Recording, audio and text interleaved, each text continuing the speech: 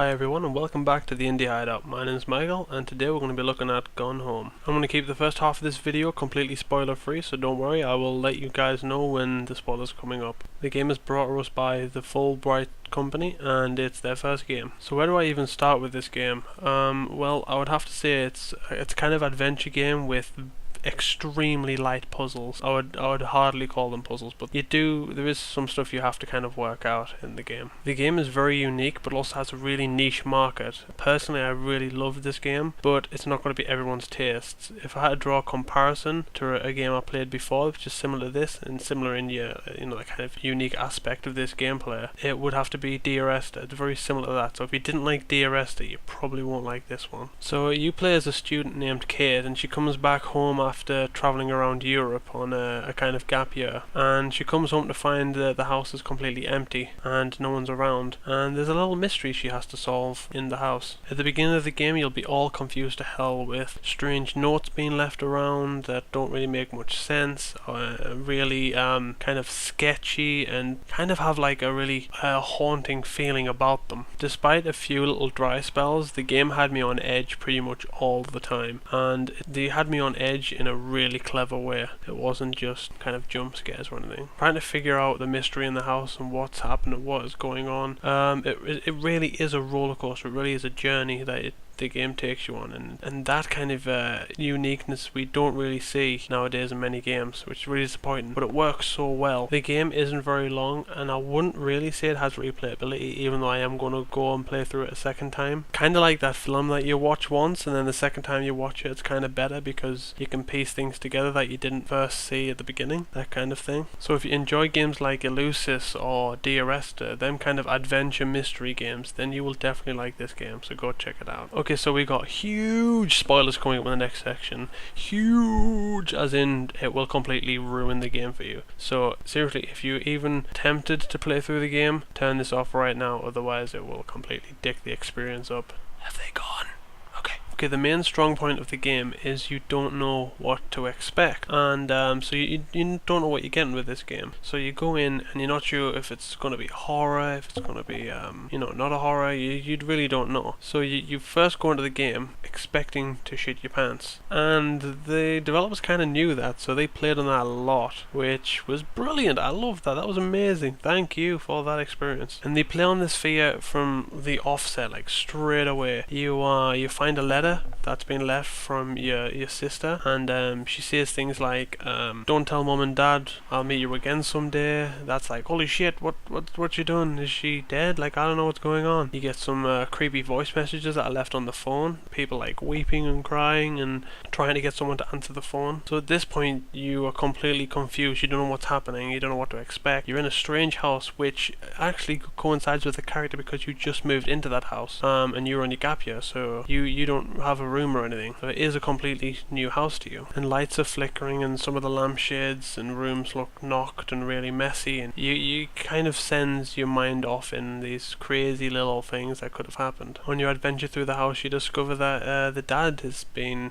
finding trouble with work and with money and things like that, and you're like, holy shit, did he snap? Did he go berserk? Did he kill people? I don't know what's going on. Adding to that, you know by some voice recordings that her sister left that she's been getting some trouble at school about the moving into the new psycho house, as it's dubbed, for other reasons. And that plays on the stereotypical, new family moves into a new house and it's a really creepy old bad house with some evil spirits in it and that kind of thing. To make things worse, you find out your sister and her friend is being dicking around with Luigi boards and things like that, trying to get in contact with their dead uncle, which is creepy because they think they've seen him, they've heard noises, they've seen shadows and things like that, and this really sets you off. You're like, holy shit. And what really got me going is when one of the light bulbs exploded in a creepy basement. Holy shit. And I was running out of that basement as fast as I could. Right. Oh, fuck. Oh, hell no. Oh, hell no. That's creepy. That is creepy. Leaving. Should not have picked up the crucifix. Hello?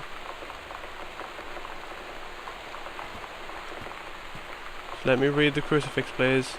But throughout your journey in the game, you'd start to discover the true game that is Gone Home, and it is really a beautiful, heartfelt story, and the game just drives it home. Following the trail that your sister leaves of voice messages and notes that she's written and things like that, she reaches out to you and tells you about how her friend that she's been hanging around with isn't just a friend.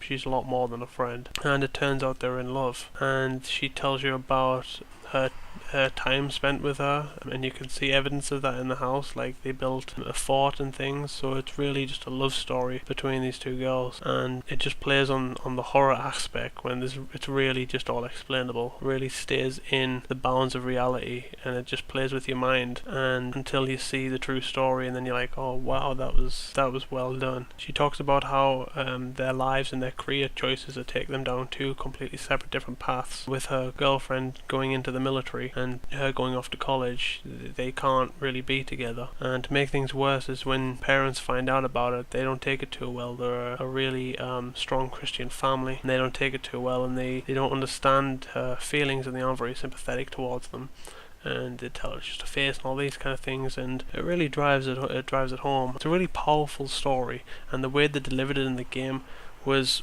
perfect, absolutely perfect. You'll be thinking about this game and its story for days. I would love to see games taken in more of this kind of direction, and about such great issues like same-sex relationships and things like that, because that is really a hot topic right at the moment. And yeah, it's a great time to have a game like this, and for someone who hasn't personally experienced things like that, it still hit me hard. And for anyone who is that orientation, then this is definitely going to be a game that hits them even harder. It's a really powerful and heartfelt story, and I think it needs to be played by everyone, even if it's not your cup of tea, because it really is a unique game, and I really hope it gets the recognition it deserves. And I would love to see more of these games. So great job, guys, keep it up, and I hope you guys enjoyed the video. That's all here for now for the Indie Hideout, and I will see you guys next week. If you have any questions about the game or want to have any opinions on the game, then please use the comment section below. Like, share, and favorite, and all that shizness. And if you'd like to ask me any questions or anything like that about anything at all, it doesn't even have to be about this game or any games or anything,